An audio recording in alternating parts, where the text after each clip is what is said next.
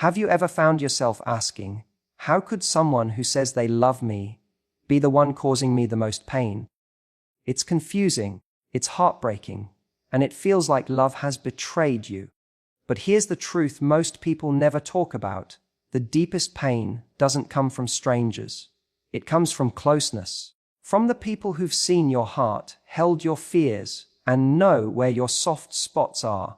It's not always because they're cruel. It's often because they're human, just like you, flawed, reactive, sometimes scared. And ironically, it's the people we love the most that we're most likely to hurt and be hurt by. This isn't about toxic relationships. This is about what happens in real love, the kind that's messy, raw, and sometimes painful, but also the kind that, if we understand it, can teach us more about ourselves than anything else.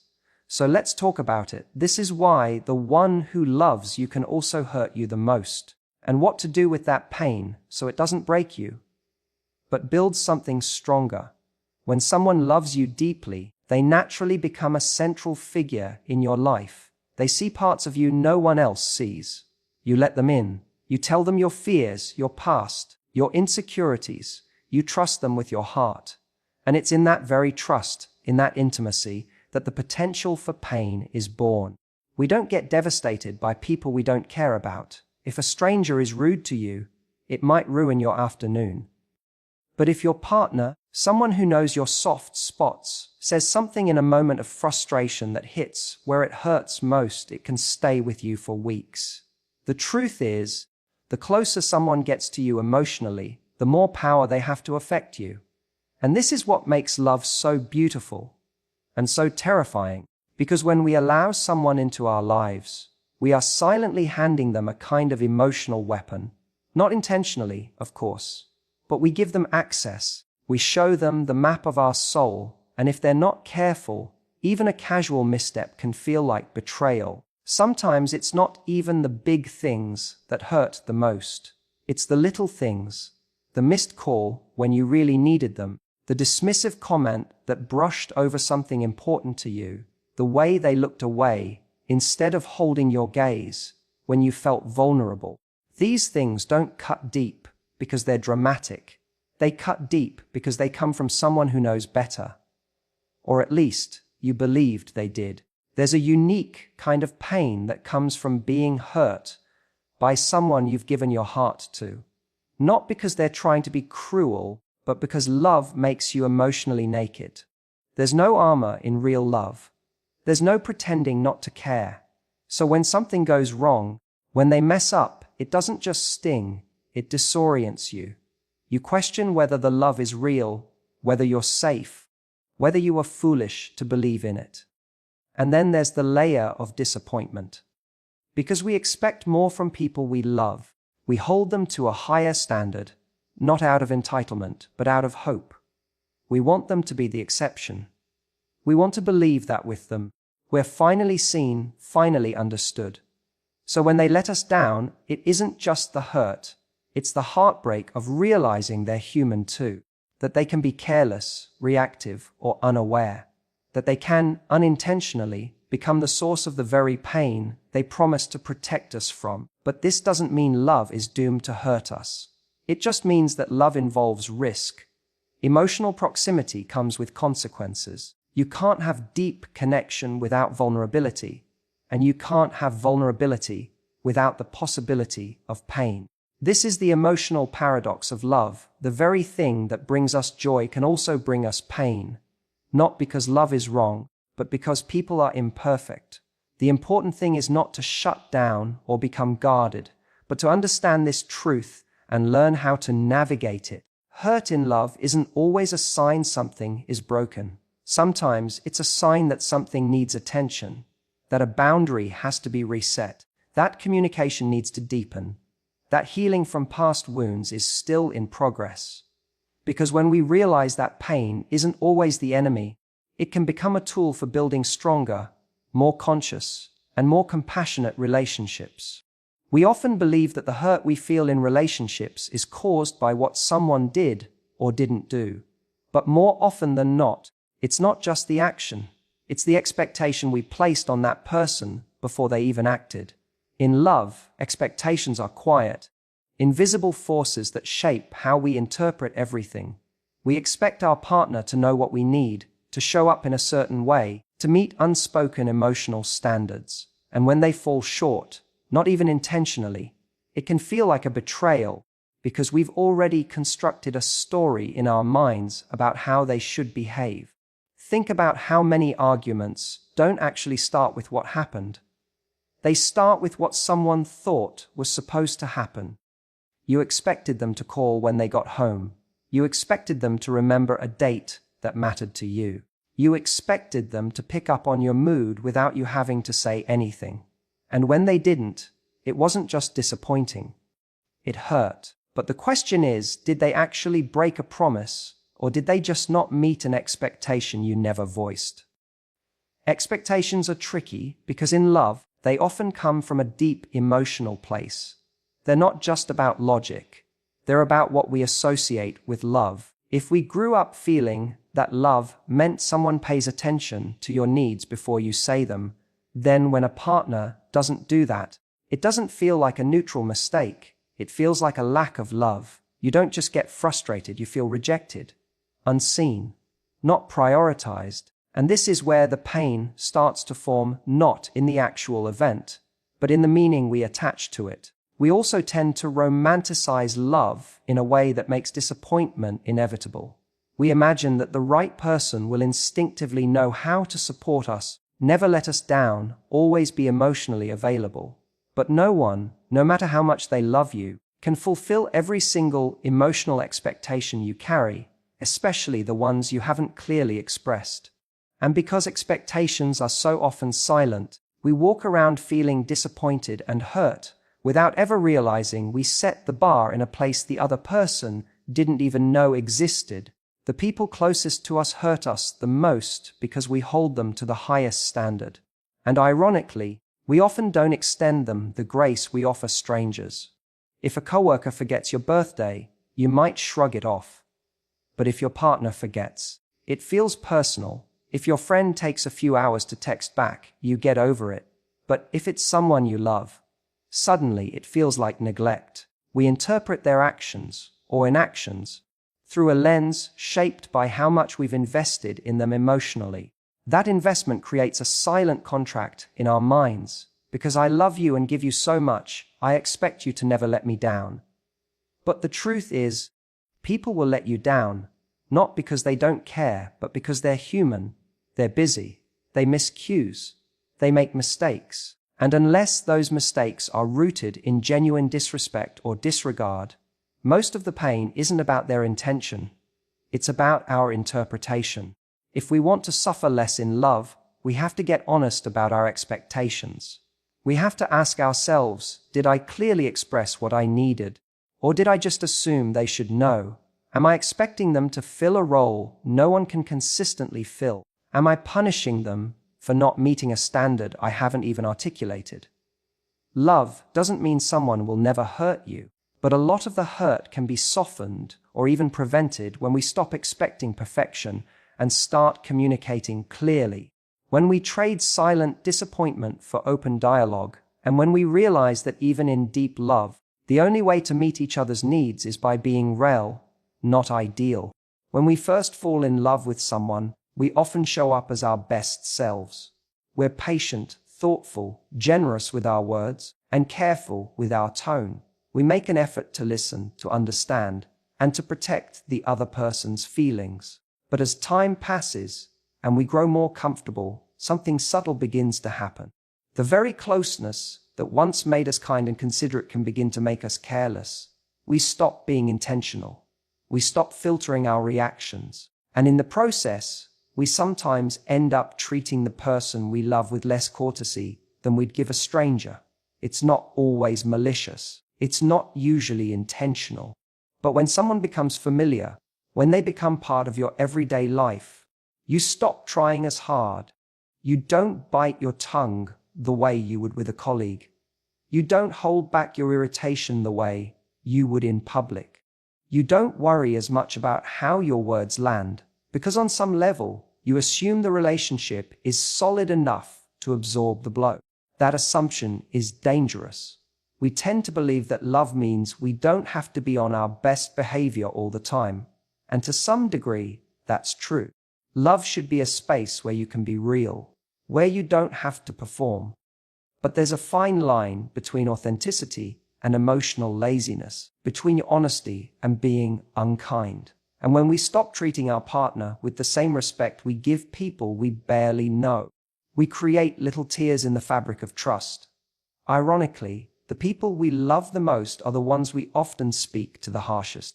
Because we feel safe with them, we think they'll understand, we think they'll forgive, we think they'll be there no matter what. So we say the first thing that comes to mind. We snap, we get defensive, we offload our stress. But just because someone loves you doesn't mean they're immune to pain. Just because they're close doesn't mean they're invincible. Over time, repeated carelessness takes a toll. It doesn't always show up as dramatic fights or big breakups. Sometimes it's subtling a little more distance, a little less warmth. Conversations that used to feel alive now feel transactional. You stop sharing the deeper things because you're afraid of how they'll be received. You stop opening up because the person who used to feel safe now feels sharp. It's easy to underestimate the damage of small, careless moments. The sarcastic remark, the rolled eyes, the dismissive, "you're overreacting." None of these on their own are relationship ending, but accumulated over time, they can create an emotional climate where love starts to wither. And what's most tragic is that it often happens while both people still care deeply, but neither realizes how their everyday habits are eroding the connection. Being in love doesn't give us a free pass to stop being kind. If anything, it should call us to be even more thoughtful, not because we're afraid to lose the other person, but because we genuinely value them, because we understand that love isn't just built in grand gestures, it's built in daily respect, in the way we speak, in the tone we use, in how we respond when we're tired, frustrated, or stressed. We show up better for strangers because we want to make a good impression. But shouldn't we want to make an even better impression on the person we love most? Not to impress them, but to honor them, to let them know that just because they're familiar doesn't mean they're taken for granted. Because when we choose to be kind, even when it's hard, we're not just protecting their heart, we're protecting the relationship itself. A love has a way of revealing parts of ourselves we didn't know were still wounded. When we get close to someone, truly close, we invite them into emotional territory that's often shaped by our past, our childhood, previous relationships, moments of abandonment, rejection, or shame. And without even realizing it, we begin to replay those old experiences in our current connection. The person in front of us may be nothing like the people who hurt us, but our nervous system doesn't always know the difference. It recognizes patterns, not people. When someone says or does something that reminds you, even faintly, of a past hurt, your reaction is rarely just about that moment. It's about all the other moments that came before it. That tone your partner used, it might sound eerily similar to the way a parent spoke to you when you were young. That moment they forgot to check in. It may unconsciously echo a time you felt emotionally neglected. And without any awareness of this link, you suddenly find yourself overreacting, not because the current offense is massive, but because it's tapping into something much older, much deeper. This is one of the most misunderstood dynamics in relationships. We think the person we love is the problem, when really they've unknowingly stepped on a landmine we never disarmed. We carry these emotional triggers into love, and when they're hit, we explode, or we shut down, withdraw, get cold, or become defensive. And the partner is left confused, wondering how something so small caused such a big reaction. It's not that we choose to hurt each other. It's that we get caught in old survival patterns. If you grew up learning that love wasn't consistent, you might become hypervigilant when someone pulls away, even slightly. You might interpret a busy day as emotional abandonment. If you learn to suppress your needs because expressing them led to rejection, you might now lash out when your partner doesn't anticipate what you're feeling.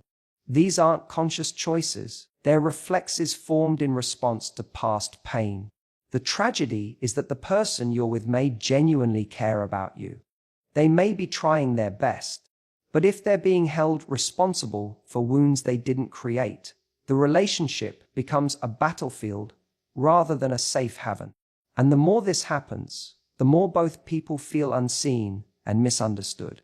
One partner feels they're always walking on eggshells, and the other feels like their pain is never truly recognized. This is why self-awareness is so crucial in love. It's not enough to know what your partner did that hurt you. You have to be willing to ask yourself, what does this remind me of? What's the deeper fear behind my reaction?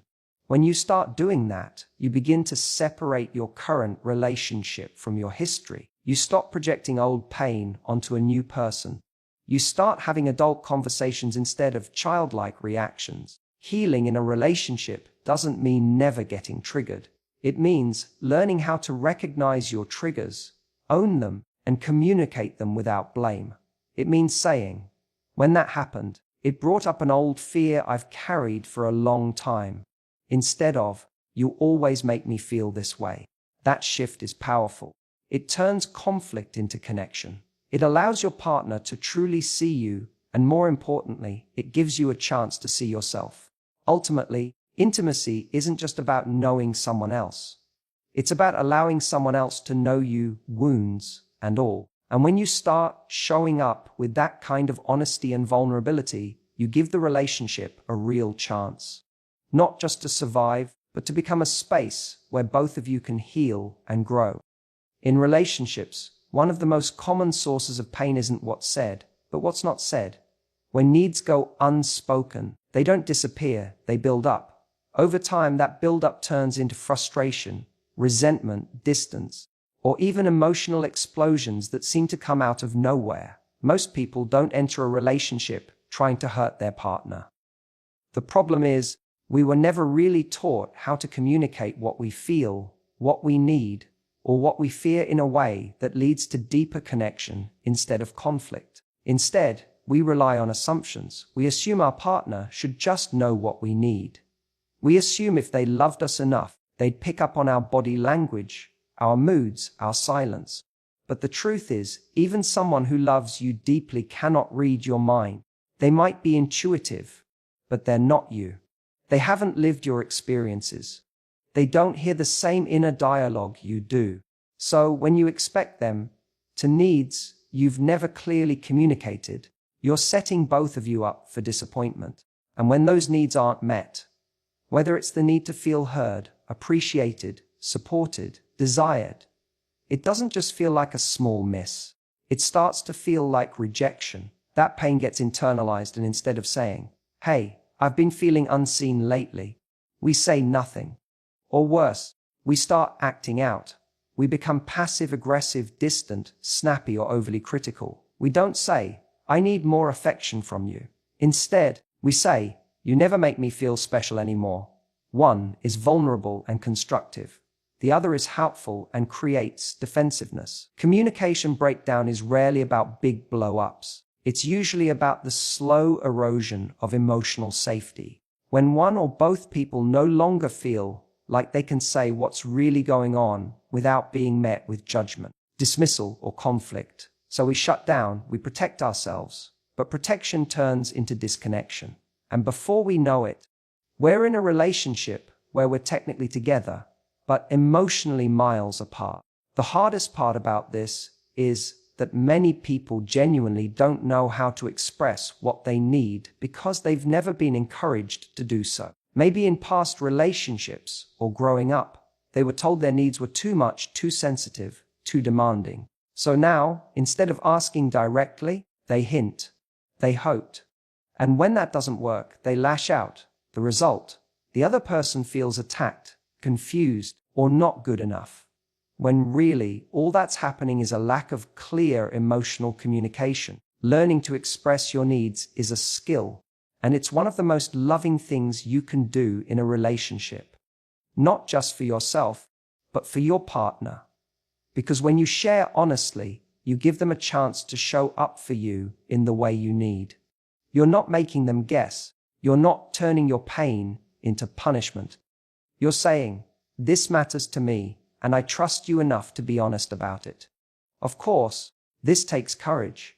It means being willing to be vulnerable, and it means being open to the possibility that your need might always be met in the exact way you want. But that's still better than pretending everything's okay while silently keeping score. Suppressed needs don't go away. They just come out sideways, often in moments of conflict that feel bigger than the situation actually warrants. The most connected relationships aren't the ones with no conflict. They're the ones where both people feel safe enough to express themselves honestly, even when it's uncomfortable. Communication isn't just about talking, it's about revealing. And when you both learn to speak from that place, you don't just reduce the pain you cause each other. You build a foundation where healing and understanding become the norm, not the exception. Many people believe that the goal of love is to avoid being hurt. They enter relationships hoping that if they choose the right person, if the chemistry is strong enough, if the connection is deep enough, then there won't be pain. But the truth is, even the healthiest, most loving relationships will include moments of hurt, not because love is flawed, but because people are. Real love isn't the absence of pain. It's how we choose to respond to it. It's not about whether we get hurt, but how we use those moments to grow closer instead of further apart. Pain in a relationship doesn't always mean something is broken. Sometimes it means something important is being revealed. Maybe you're learning about a boundary you didn't know you had. Maybe you're discovering a fear that still needs healing. Maybe the way you communicate or don't communicate is being exposed.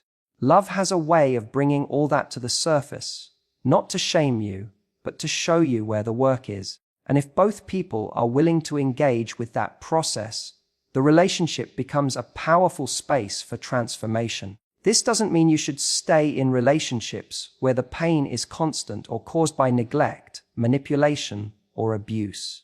Those are situations that require distance, not more endurance. But in relationships where there is mutual care, respect, and the willingness to grow, pain can be a teacher. A moment of hurt can become a turning point. A trigger can become an invitation.